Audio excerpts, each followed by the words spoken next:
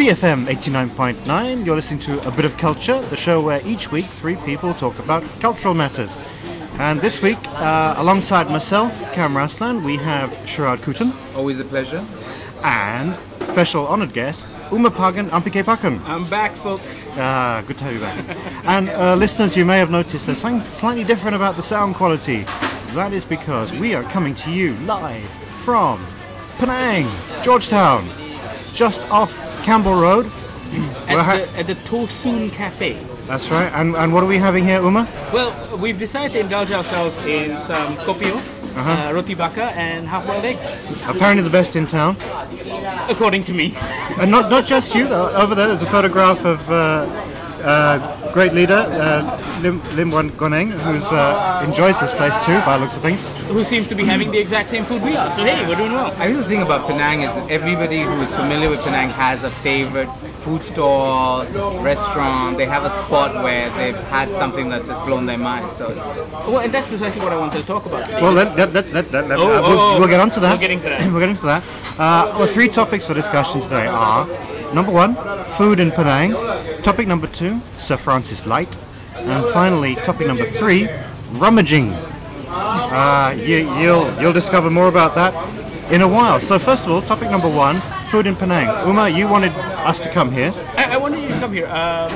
First of all, just to point out exactly what you said, which is that everyone has a little favorite place. So if you ask someone about where's the best char kway teow in Penang, you're never going to get one answer. They're going to say Lorong Selama, they're going to say Balai Pulang. Everyone's got their own little, I guess, tastes, right? How they like it, whether they like it with the jumbo prawns, whether they like it with the kerang, little pieces of crab meat, whatever.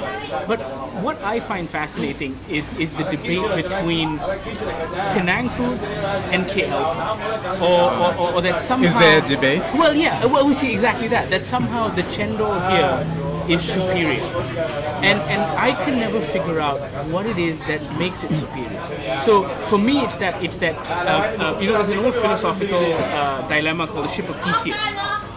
Right? Where basically Theseus has a ship and it's sailing across the ocean, and they decide to replace the broken parts. So they replace it bit by bit, and they take out one piece of wood and throw it overboard. However, behind the ship, there's a guy following, and he picks up the pieces and starts building his own ship of Theseus. Before you know it, the original ship has none of its original parts, but now all of those parts are now on another fellow's ship. So what makes the ship of Theseus the ship of Theseus? So if I were to get the same tauhid, the same noodles, the same chef, and bring him to KL and toss it over your shoulder. Toss it over my shoulder, will the char kway teow be as good, or is this a psychological location-based thing that we come in and go, this is the best chendol ever? But well, it's like that. The other philosophical debate, which is, if you make char kway teow, nobody eats it. Does it still taste good? It does taste of anything. Yeah. In fact, I think there is a phrase, right? De gustibus non disputatum. Right? In taste, there is no real debate because, of course, we all have our individual tastes. But we should say, for full disclosure, that none of us three are Penangites. no, we're not. We're not. We're all wannabes. But we have associated. I mean, strangely enough, my father actually comes from Seberang Perai. He comes from Jalan Kampung Bengali, so he's a Penangite. And when my parents were getting divorced, this is kind of a recurring theme. I'm going to talk about my parents and their divorce. 2 weeks in a row now. They came to Penang to reconcile their differences.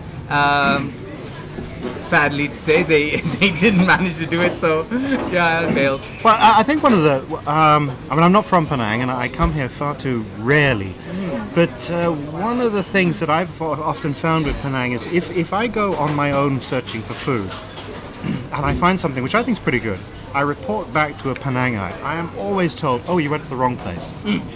And now I feel paranoid being in Penang. I always feel like it's just better somewhere else. I know, you need a guide.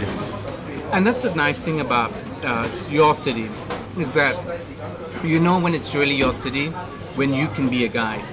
When you have this thing worked out in your head.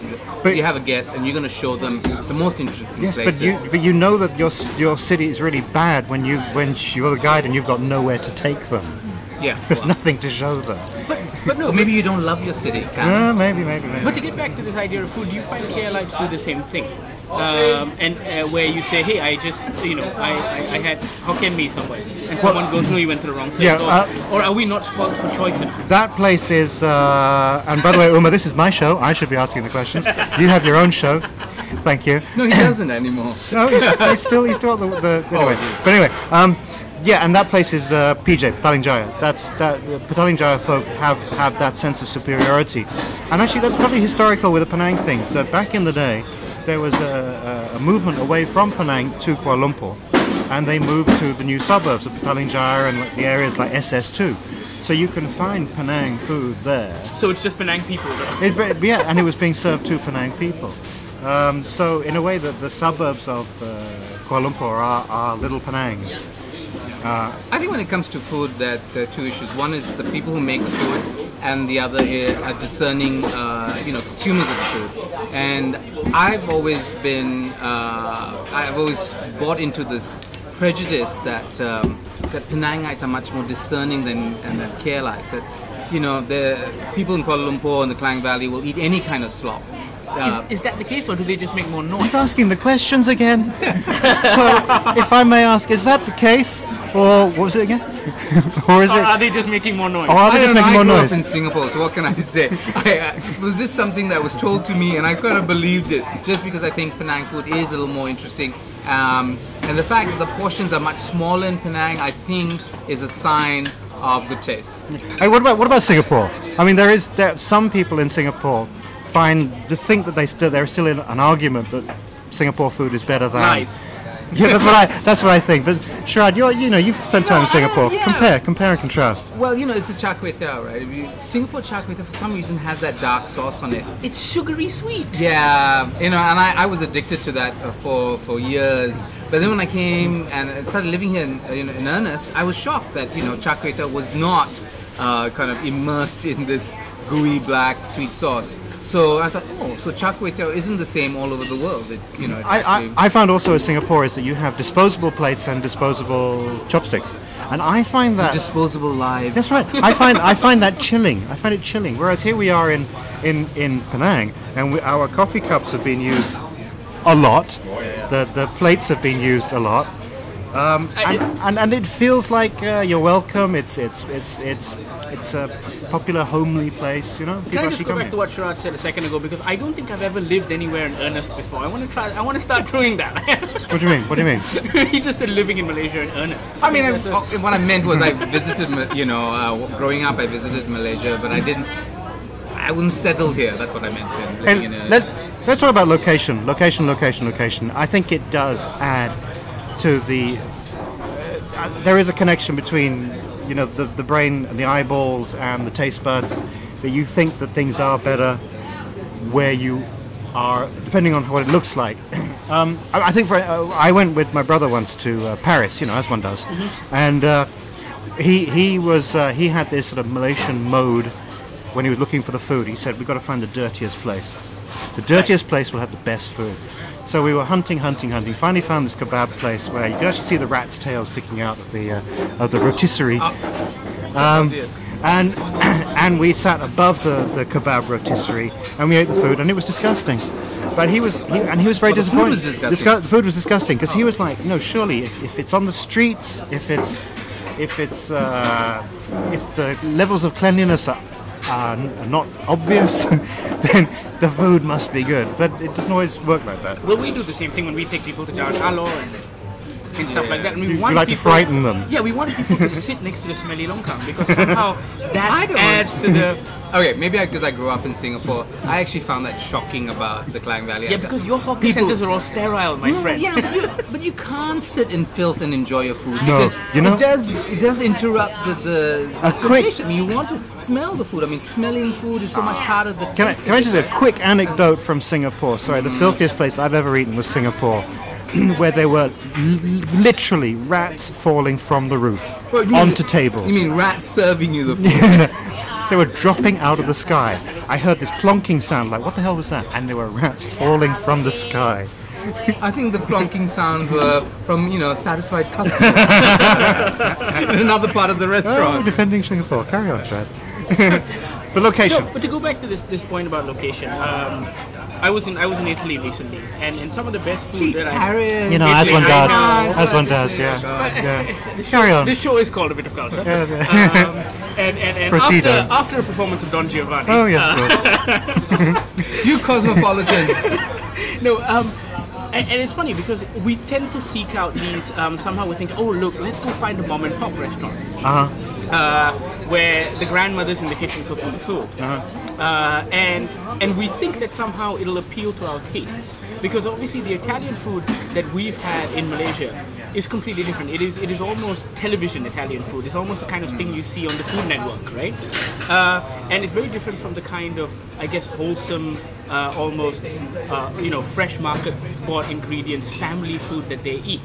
And that's the thing that always perplexes me, is that why do you think that if we've been raised eating a certain kind of food and like that version of that food, that we will suddenly enjoy all versions of it? So if you go to India and you have Chinese food in India, it's very different from Chinese food in Malaysia, from Chinese food in Hong Kong. It's Indianized Chinese food, right? Everything's slightly more spicier. They use weird spices that I think Chinese people wouldn't use. And so therefore, where we are right now in Penang is the source, is the original. So my point being, as someone coming from KL, growing up eating KL char kway teow, I come to Penang and I'm like, oh, this is not right. This is not what I grew up with. Really? This is not what I like. No, I'm not saying. I enjoy Penang char kway teow. Okay, you're weaned on a particular kind of taste, and then it just distorts your sense of what it ought to be. And I believe that's what it should taste like. And suddenly to get that thrown. It's like people who drink Nescafe all their lives thinking that's coffee, and then they're suddenly confronted with freshly ground coffee bean, decaffeinated, whatever, and not decaffeinated but caffeinated, and then they're shocked that coffee can come in all these certain flavors, and they're not somehow. I mean, Nescafe becomes a standard, right? Yeah. For what we think coffee is, but we're corrupted. Our taste buds are corrupted. But diaspora food and Malaysian food is becoming very diasporic around the world. If you taste it in London or Melbourne or wherever, it is different from the original. Yeah. And I guess subsequent generations get used to that. Well, I mean, like char kway teow, for instance, I don't think it's available back in China. It's already an amalgamation of I think dishes. it's an amalgamation. It's just like roti canai is. Yeah. So I personally do feel that getting back to what I was saying, this is the original starting point of these dishes. Yes. And there must be a place somewhere out there which is the paramount best spot. And unless you have a guide, for me personally, I always know that I'm in the wrong place. And such is my life, I think. Well, that's the exact point I was trying to make. Because must I like it if it is the original starting point? Why should I? Well, I like my version of penne arrabbiata. It may not be an Italian. You like the Tony Roma's? If I did, if I grew up on it, okay, I'll give you a great example of I guess hash browns. Mm-hmm. I think McDonald's hash browns are the best hash browns in the world. But that's because the first time I ever ate a hash brown was at McDonald's, and it blew my mind. And I was like, oh my god, this is flat fried potatoes and all these lovely bits. But now when I eat proper hash browns or like gourmet hash browns, I'm like, nah, it's not quite right. Oh, okay. So I think ultimately we need to rid ourselves of that fantasy of origins, that we can somehow find the original moment for something, and that is pure and untrammeled. It's a platonic perfect char kway teow. Yeah, but with the platonic ideal, you're actually working towards something. It's an unfolding, right? But in this is where we're reaching back to a past, and I think it's probably great to discard that and just embrace innovation and the fact that life is like a palimpsest, and it's just layers upon layers, and we'll never get to the original. Let's give up that myth. All right. Well, I have to try to console myself with that, and Uma here will be happy when McDonald's do their char kway teow. Kway teow. I look forward to that. And meanwhile, we three are going to enjoy our coffee and our roti-bakar, and we shall join you again in a new location on A Bit of Culture, BFM 89.9. BFM 89.9, and we're back with A Bit of Culture, and we're still in Penang with myself, Kam Raslan, Sharaad Kuttan, and Umapagan Ampikaipakan. Hello. And now we are in a second-hand book warehouse emporium upstairs from a wet market downstairs in the heart of Penang. Do you know the name of this building? The building it's called Chow Rasta Market. Oh, okay. On Chow Rasta Road. As embroiled in some controversy because somebody wants to demolish it and build a car park? A giant car park, apparently. Oh, that's it's that's progress. It's from this is the largest amount of second-hand books I've seen in Malaysia, and topic number 2 now is rummaging, which is what we have just been doing. We've been rummaging through the books, digging up some strange, peculiar books. So, Sharaad, rummaging. Yes. I thought of rummaging because it's kind of a process, right? And there's all kinds of things that are associated with rummaging, with sifting. There is, beach combing, or, combing through things. And so I thought rummaging is probably a great way to talk about books. Of course, browsing is the other thing. You browse the shelves. But now that's complicated with, things like... going on the internet, right? In browsing. So, but of course, you can't really browse this. I mean, you're listening to this on air, so you can't actually see it. This is a true definition of the word rummage. This is layers upon layers upon piles of books. They're stacked up above your head. And it's actually quite dangerous, right? So one of the things that I found, one of these books, and this was the Encyclopedia of Sex Practice. It's a very old book. First published in 1938. It was like underneath this pile. I was trying to take it out, and then the guy says to me, the owner of the shop says, well, actually, let me help you. And he takes the top out because it's the sensible thing to do. He says you kind of relieve the pressure from the top, and then you pull it out. Oh, I thought you were talking about an excerpt in the encyclopedia itself. No, okay. Sorry, this is not an excerpt. I could go through the book, but I think that might be another show.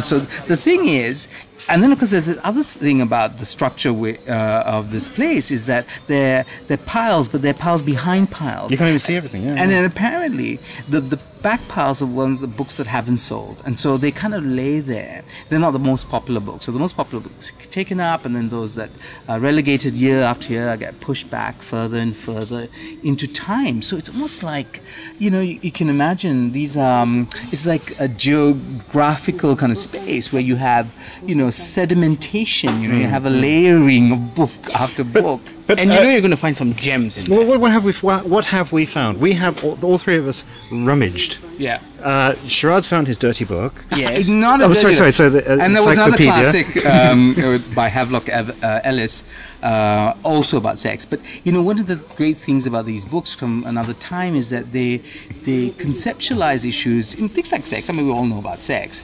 But for instance, there's a chapter in one of the books which is about the first night, the wedding night. Now that's a chapter that would not make it into a contemporary book on sex. Probably not, no.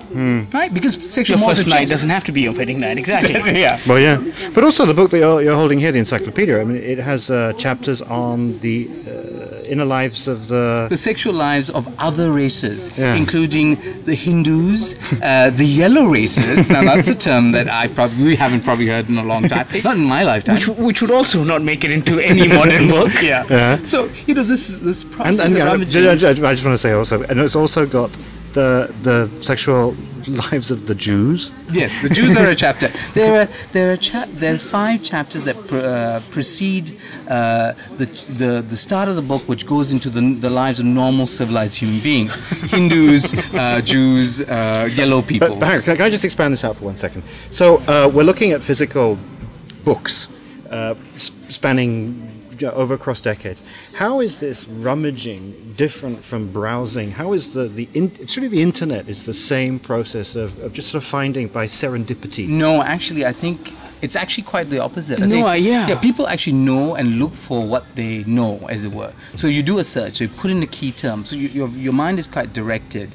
You might pull up millions of things, but it's actually, in some sense, there is a direction. Here, you stumble upon things because you're not working by category, you're working actually by space. By chance. Chance. You're tripping over things. Well, it's because, I do a lot of book shopping on the internet, but I know exactly what I'm doing. And so far, the algorithms that, people like Amazon and AbeBooks or whatever use, if you like this, you might also like this. Yeah. They're good, but they're not great. I mean, the thing is, new discovery for me only ever comes with physical book shopping. because discovery is something I can't imagine or predict or even think. When I'm just walking through a shelf, something catches my eye. Yeah, I agree entirely. I agree entirely. And so the internet is this wonderful thing if you know what you want. But if you're in the mood for just sort of expanding slightly, then I agree entirely. I don't think. What key term would you use to rummage? You know. Yeah, but also the internet is books that are published and on the shelves at the moment, right now. Yes. So anything from the past is... Well, there are many second-hand dealers and bookshops, but yet again, you need to know what you're looking for. Somehow, we haven't created a method by which to browse. Well, just now, whilst I was browsing here, the gentleman who owns the place, I was asking for history and stuff, and he gave me a very nice old school book from the 1940s on history, which some person in Penang has written in tiny handwriting their notes across it. So I'm looking forward to reading that. And then with the Amazon, people who have read this might also like this. He also brought out other things, which was about farming practices in England, and the story of Canada. And those are the kind of gems you want, because somehow because the algorithms on Amazon are never going to come up with that. The other great thing, I mean, for me, what's been a real advance for me is getting progressive lenses, because now I can see things, because you're in this confined space. I mean, you can't see it, but you're actually going through these narrow corridors, and you need to look up, and you need space in your glasses. When I was just wearing, say, reading glasses. I thought this was a metaphorical thing. You mean literally new glasses? No, he means literally new glasses. Progressive glasses that allow you to look at things close up as well as far away. Oh my God! You look out of your lens, and that really helps in the kind of space like this. I would have been completely blind and unable to rummage efficiently, because what you have to do is you're constantly scanning the spines of books, right? You have to kind of read things that are not, straight for whatever, and there's a kind of excitement. I know it doesn't. I mean, I know Umar's now broken into a sweat, but that's not necessarily because it's an athletic kind of activity. But no, it's still. Sharaad was blind, but now he can see. Yeah. No, my find for today was a little piece of propaganda material. And it's called the Truth About the Discrimination Against the Tamils in Sri Lanka. Now, I think it's actually published by their State Department, so I think it was by the government. By Sri Lankan government to debunk what the Tamil Tigers were saying and doing. But how old is this? I think it's quite funny. How old is this thing? I have no idea. I could reach for it, but then I would lose my grip on the microphone. I had a look at it. It looked like it was from the 70s or something. No, I think that's about right. I think during the height of the trouble. Hold on. Let's the troubles are from Ireland. No? Yeah. Oh, look. Yeah. So we go. A Ministry of State publication, and it was published in. Sound effects. It doesn't say. Ooh, it doesn't say. Well, why would you need to know? I mean, it's propaganda. It's timeless. It's eternal. Exactly. Well, yeah, and what's interesting is how true it holds to even the kind of propaganda material we publish in Malaysia today. So, for example, the first paragraph is, Sri Lanka is a multiracial, multilingual and multi-religious society which less than 40 years ago emerged from 5 centuries of foreign rule. Wow, nice. See, the other thing about propaganda, I saw one, and that was the spine of a book. I thought before picking it up, and it was "Have faith in communists." And I knew, looking at it, that it must be an anti-communist book. Right, and of course, when I picked it up, it had a quote from Billy Graham on the front page. So I know, okay, I get it. But it's very revealing, right? It's just saying the opposite. That was very interesting. But the thing is, right, this place is under threat of closure because it could be turned into a car park. A car park. And then we need more car parks. But the thing is, these places are becoming, they're already rare, and there are less and less bookshops are under threat, etc. So here we are, the three of us, talking how the old days were better, and rummaging is better than the internet. Internet's rubbish. But are we kidding ourselves? I mean, maybe the future algorithms. I don't know what. How? Well, no, I think. Why we keep speaking about it as zero-sum things. I mean, why can't these places exist? I mean, is it because is it because CHOWRASTA is just off Penang Road, so it's prime land and has to be turned into something useful to the public? I mean, I can't see why this isn't useful to the public. This is fantastic. Yeah, I think the other thing that really animates all this is a particular life, right? I mean, where do they get their stuff from? They get it from libraries that are closing down, or they're getting from people who are dying, and their kids are selling off their parents, bookshelves. And that's gonna die too. So I mean, this is a sunset industry in some ways. It's just not gonna last for a long time. But still, while it does last, I think there's such great value in it, and it's a delight, and and we should hold on to it as long as we can. Yeah. So one more time, where are we, Uma? We are at Chow Rasta Market in what is labelled outside as the Bahagian Buku Lama. Okay. Right. And it's just right across from Bahagian Daging Khinzir. Yes. And Right. it's a rat maze of books. Yeah. It's great. Yeah. And not necessarily real super duper bargains. I wasn't able to walk away with this feeling that Yeah, I tell you, they see the spark in your eye, and the price goes up at least 200%. Yeah. But anyway, so that's rummaging, and we'd love for you to come here and rummage around here before it's too late. Absolutely. And in precisely 2 seconds, we're going to be in a new location for our next section here on A Bit of Culture. Beam me up, Scotty. Part 3, and we're in a new location. We are in a cemetery, a very old cemetery, the English cemetery in Penang, kind of opposite Eastern Oriental Hotel, under a frangipani tree. And just over there, on my right, is the grave of Sir Francis Light, the man who is credited with founding Penang. Back in, now Uma knows the dates better than I do. 1786.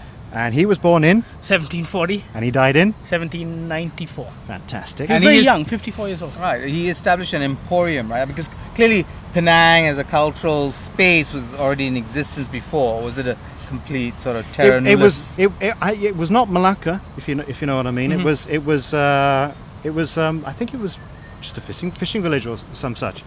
There are always fishing villages. You notice that? Well, Something it about is by the pre-colonial sea. is always a fishing village. Well, yeah. And then comes the emporium. I love that word, emporium. But nonetheless, I mean, Okay. there was trading going up and down the Straits of Malacca for eons. But one thing I just want to say, this time last year, I was visiting my mother, who lives in England, and I discovered that the village, right next to the village where she lives, is the one where Sir Francis Light was born. In Suffolk. In Suffolk. Yeah. And that's why his house here is called Suffolk House. And so I went and visited the church where he was christened and walked around the graveyard there. So to me, it makes sense now to be in the graveyard where he is buried. And some people get very nervous about graveyards. I don't. I have no problem with graveyards whatsoever. I love them, and this is one of the most beautiful ones that I know.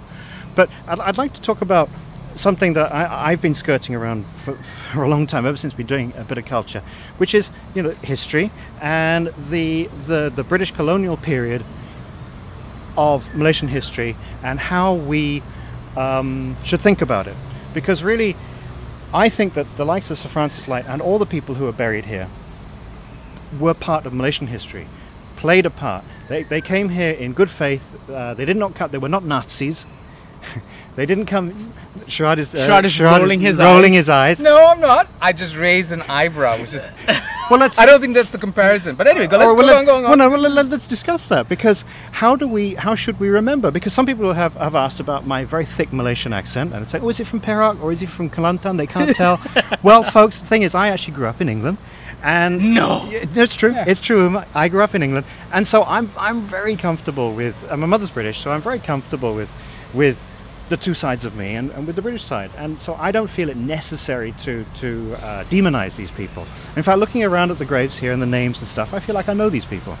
I don't think that the British and their legacy has been demonized. I think in Malaysia, history writing or even the kind of ideology that we have, I mean, perhaps the exception would be somebody like Tun Mahathir, who often has something disparaging to say about every period of Malayan history that was not. But I think that was more of a political function. The whole look east and demonize the west I kind don't of thing. think. But the demonization was never thoroughgoing. I don't think. No, we because spent our a lot of ties cultural with the British energy. were always tight. Yeah, I mean, so actually, I think the British have had an easy time of it in terms of their representation in history. You might be right. I think that in some sense, We perhaps haven't thought enough about how to integrate this period, the colonial period, as part of Malaysian history. a part of Malaysian history, or Malayan specifically history, history of the peninsula. What are our relationship to, you know, I mean, they were agents of a power that they were in control of. I mean, they themselves were being used and exploited. That's right. Or you know, or they became the face of. And then of course we have in Sarawak some really interesting turns of events. We had the Raja Brooke, so we had a white Raja, you know, and I don't know how much of that has really kind of risen to the surface of our consciousness. But I don't think they you know, you need to rescue them, as it were. No, but I think they're easier to, well, not so rescue is the wrong word, but I think they're easier to consolidate with our sense of being rather than the Dutch and the French, because like you said, they were Nazis. Meanwhile, a lot of African history and even Dutch colonial history, I think there was more brutality to it. So by comparison, and sure, there was brutality in the British Raj in India, and there were certain events, but by comparison, the British were kinder colonials, well, and I think that's why it's easier for us to... Yeah. Because I think the African relationship with the British period is very different from the Malaysian stroke Asian. But does that have to do with also the politics that came after, and the political leaders in Africa who felt the need to rally their people around a common enemy? Useful for that, but also it is race. I mean, the empire was a race-based empire. I read a book when I was in London. I found in a library, and it was about concepts of race in Victorian Britain. And I saw this one picture that was drawn, a tree of life. So you had white people at the top, Europeans at the top, and various people, different types, and sort of like, I think Irish and Africans were like right at the bottom. And I managed to spot the Malays, for instance. They were surprisingly, to my mind, surprisingly high up on the tree. But they were, I think, in the minds of the British colonials, they were seen as a population that needed to be protected against a much more robust and aggressive Asiatic type. I mean, basically the Chinese, right? And so it's interesting, the politics that the Brits played in this part of the world was a kind of divide and rule politics. So how's that changed? I mean, so therefore it is part of Malaysian history. No, the thing is seamless. Yeah, so the colonials took, and so the idea of the state coming in to protect part of the population against another part of the population, I think was there for some time. I mean, I admit, I don't think my sense of history is really strong enough to kind of like write an essay about this. I mean, you know, but I think from what I've gleaned over the years, there was a very different relationship that the Brits had towards the Malay population, the indigenous population, always seen as needing protection. Well, let's just break this up again. So we're in this cemetery, which seemingly is, you know, British, but actually just over there are a whole bunch of Chinese graves with Chinese inscriptions. Right here, there's a very large plinth for a woman called by the name of Houtenbach. And Houtenbachs, I may have mentioned before, a German Jewish family who settled in Penang, KL, and in Singapore, and introduced, for instance, electricity for the first time to KL. So the empire was not just British.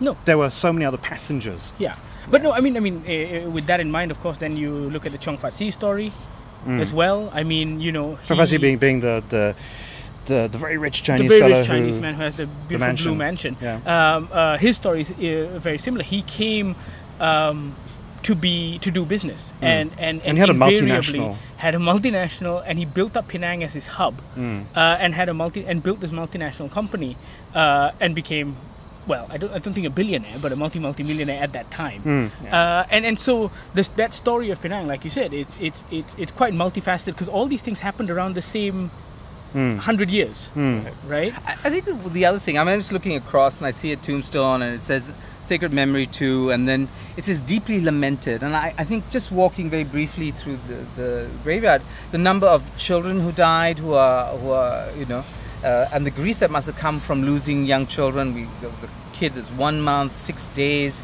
and then all these like 18-year-old, 19-year-olds. And I think part of the narrative of kind of like redeeming, in some sense, you know, those stories from people who you might, I mean, you're right in some sense, Kam, you know, they are seen as other, you know, redeeming might be through that kind of the lens of the human, the individual, that not all of them were generals, blasting through our, our land and extracting our riches. But none of them were. But carry on.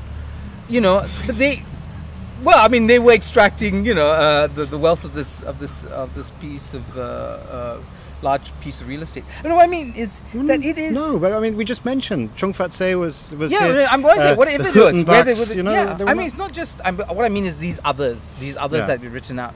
But what I'm trying to say is that through the stories of struggle or the individual's loss, I mean, then we see something of the humanity, right? Then we can maybe embrace them more easily because we then see individuals rather than these narratives of of economy and whatever. Yeah. Because we aren't taught that frontier history in our schools. Because we're told very factual bits of history, but of course there is that frontier history of Francis like coming here, of people bringing their children carrying catching a weird disease. It's like an episode of Deadwood, right? Yes, but only it happens is. in Penang. Very much. And we aren't told that story, which would actually add that level of humanity that you were talking about. Yeah.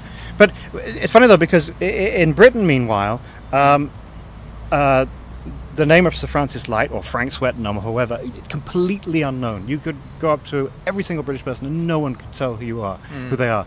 In the church where he was christened, I don't think there was barely a mark there to mention him. So Britain has its own relationship to empire and is at the moment expunging that from its history books. And yet the names are better known here. I mean, there's a Swettenham pier over there, there's Swettenham this, Swettenham that, wherever you go. So like I said, I mean, maybe not as reviled as you might think, The other thing that's really quite amazing about this space is, I guess the tombstones give you a lot of information on the individual. I mean, more than I imagine. And I see from in a distance something of a man who accidentally drowned. So we know he drowned at 34, and he was a stoker. I don't know what that is, but it's obviously on a ship, and it was called the HMS Satellite. Oh, wow. And this is one of the sad things, actually, when I've been doing research, is that it is possible to find out these things about these people because their names were written down and their stories were put in some ledger somewhere. Meanwhile, all the Indian fellows, the Chinese fellows, their names are so hard to find, their life histories and where they were buried and where they were born, it's just gone. 99% of them. You might find a mention here and there, but mainly it's maybe so hard if they were to follow Christian their and stories. they were part of some sort of Maybe. church, they would Well, have So I wonder if there's an overbalance then, with yes history. and no. I mean, because I guess the writing tradition, ours was always an oral tradition, and I think that's why it never got passed on. We didn't have that strong writing tradition, right? Indians and Chinese have a written tradition that's very old. Oh no! I mean, I'm talking about the immigrant stuff and the documentation. These And were the working class documentation. people. These were not But even, scribes or anything. Yeah, but many of these people are not working class, right? no, but they are were just a machinery to put that in, their names down Yeah. somewhere. And also you have a tradition of, say, where religious institutions actually document, or you have a culture of documentation, right? If you don't have that, then, and many of our present day lives, I mean, how many of us document what's going on? I mean, 100 years from now, 120 years from now, we will be these people. I mean, we will be memories, we will be little etchings on stone. That's all we will be in 150 years. And they will be 150 years from now. Yeah. Well, there you have it. So let the graves in this place stand for all of us, but also for all the other people who came here and who lived and died and who may have drowned over there, or who died of some weird disease and who've left no name. And we should keep looking for them, I think. So, and we shall return with more from Penang here on A Bit of Culture, BFM 89.9. BFM 89.9, A Bit of Culture. And now the final part of the show, recommendations. And this week, we're in a rather unique situation. We're sitting now at the end of the Lim Jetty, one of the jetties, many jetties in Penang, Georgetown. Let me see, over there is the mainland. We can see the bridge going over to the mainland as well. There are ships over there, and we're on the jetty, so beneath us we can see a rather sluggish sea lapping away. Yes, lapping really. Yeah, and the sunset. It's really nice. It's really nice. Yeah. It's beautiful. When you get closer to the coast, to land, you actually hear the gentle lapping. Yes, lapping. Yeah. This murky water. And this is an important part of the history of this land, because this is where the goods traditionally arrived and left. and mercantile history, vitally important. Now, the one thing our listeners and possibly our viewers are not going to get is the wonderful smell that is permeating. It's not from too bad. It's not too bad. Come on. These stagnant waters. I've smelt what's Not worse. stagnant. Actually, and before we get on to the recommendations, as Uma just intimated there, I should say now, I should have said earlier, this episode is being filmed as well. So you can watch it on YouTube or on the A Bit of Culture Facebook page, or indeed from the BFM website. So if you want to see two chubby Indians sweat it out in Penang, Watch something else, because all you get on this show is, Yeah. extremely virile men, three of us, Yes. Yes. No, a lot of sweatiness, but it's hot here, but very beautiful in this Penang Love Fest. And so anyway, let's get back to it then. Recommendations. We thought seeing as we're here on the jetty, we'd go with a sea, as in the seashore sea, theme. And Uma's going to go first. yes. So given that it's a sea theme and also an island theme, I thought I'd recommend a Dennis Wilson album. Now, Dennis Wilson was one of the Beach Boys, and he had his only solo album that was released in 1970 called Pacific Ocean Blue.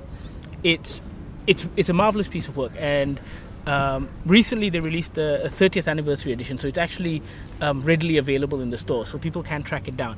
But what's marvelous about it is, he does break away from that, from the Beach Boys tradition, and he writes these wonderfully melodious pop rock songs. And it's the kind of album that makes you get this sudden epiphany about his skills, because he's always part of a group, and Brian Wilson. He was the genius, wasn't he? Yeah. And this one just goes, okay, this guy's good too. Right. And you're listening to the album like, okay, this guy can write. Right. And lyrically and musically, it's wonderful. Is it like the Beach Boys? No, not a little bit. I mean, you can't run away from that kind of music, because I guess that's the kind of music they play. But it's more. The Beach Boys have a lot of a dual harmony going on, right? And so this is very different. This is McCartney without the Beatles, Okay. It's a bit of a different sound. You're saying it's titled Pacific Blue. Pacific Ocean Blue. And so is it about the ocean? Is it the themes of the songs? The themes of the songs have beach, island, river type things. And it's a wonderful work of art. So few albums these days are complete in that sense. They're just a collection of singles, and with having things like iTunes and stuff, it allows you to indulge in that. I'm just going to buy that one song. But no, Pacific Ocean Blue is something you want to listen from beginning to end, because everything fits so together seamlessly. Okay, all right, okay. Yeah. I've not tried it. I should check it out. I have to say, when everyone was always saying, "Oh, Pet Sounds, one of the greatest albums of all time." Pet Sounds, and I finally heard it. It's like, it's not very good. What? No, one of the Beatles are better. You take that back, all right, Kam Raslan. I'll give it another try. But seriously, a photograph of people feeding a llama is the cover.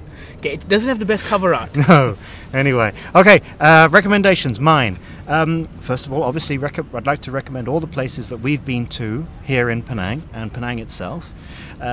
Beyond that, though, I'd like to recommend something which journeys above and below the waves, and that would be a movie by the name of The Life Aquatic with Steve Zissou. A Wes Anderson movie. I got that right, didn't I? Yes, yeah. Life Aquatic.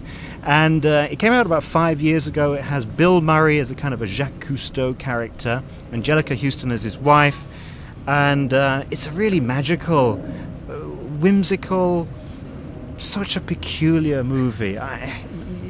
Wes Anderson's movies have to be seen to be categorized. They're not easily categorizable.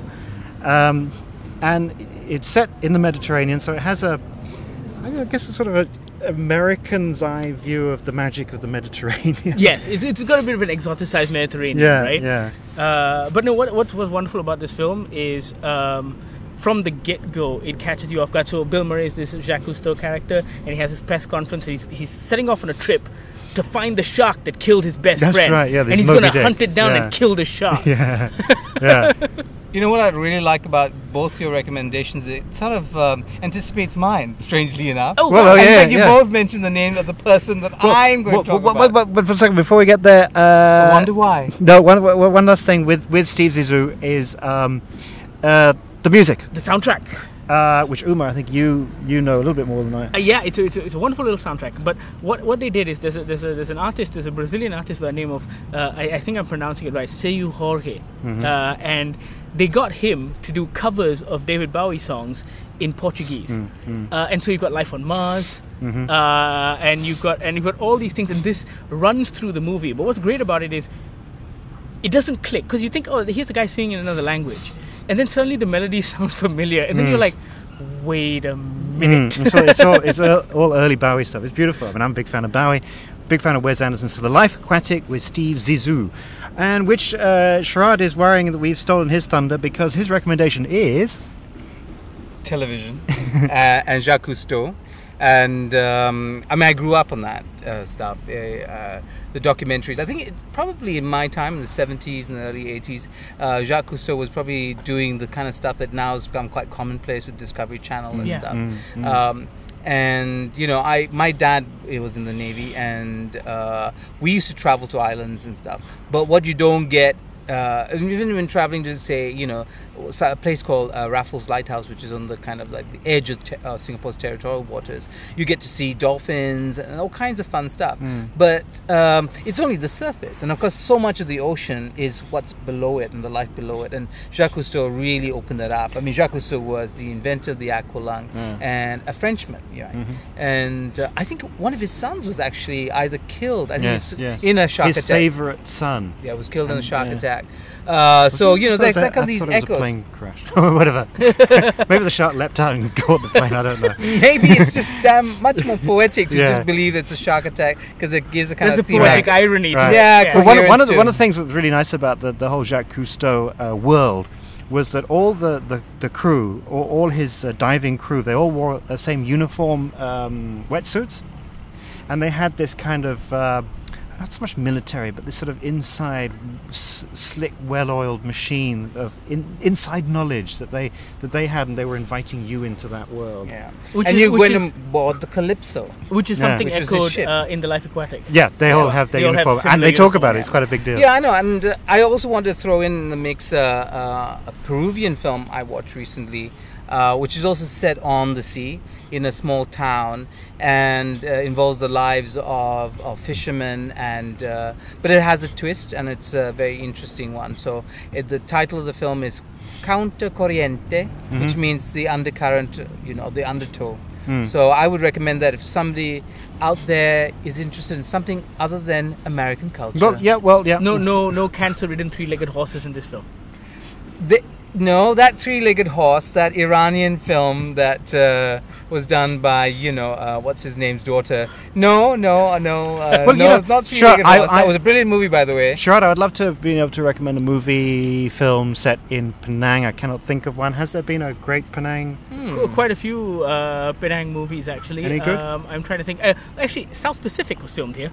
Serious? Yes, the musical. Really? Tioman, I know as well. I thought, wasn't it Penang as well, or was it Penang? Tioman? I thought maybe Tioman turned up to be a myth. It wasn't actually. Everyone always said it was Tioman, but it actually wasn't Tioman. I think it was Pulau Tinggi or something. Anna and the King, featuring our very own Patrick Theo and Haris Iskandar. Oh, because you use this as a set. The sets were built here, but I don't think there was actually. Did they shoot here? No, it wasn't Penang. Wasn't the theme. Oh no, it wasn't the theme. Yeah, it wasn't the setting for the. Ang Lee filmed something. Last Caution. Parts of Last Caution were here. Parts of Last Caution, I believe. Right. Well, but it was.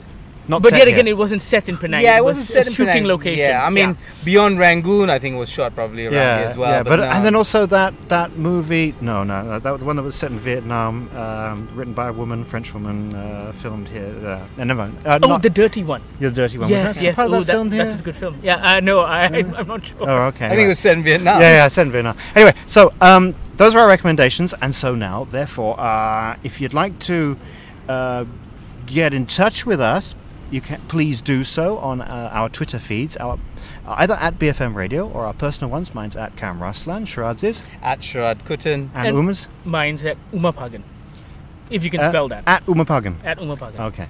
And please join us otherwise on our Facebook page, where, as I say, you can watch this episode and see the excitement It's been fun actually, and I think it's been really great to be on location and see these different We've been places. wanting to do this for 2 years now.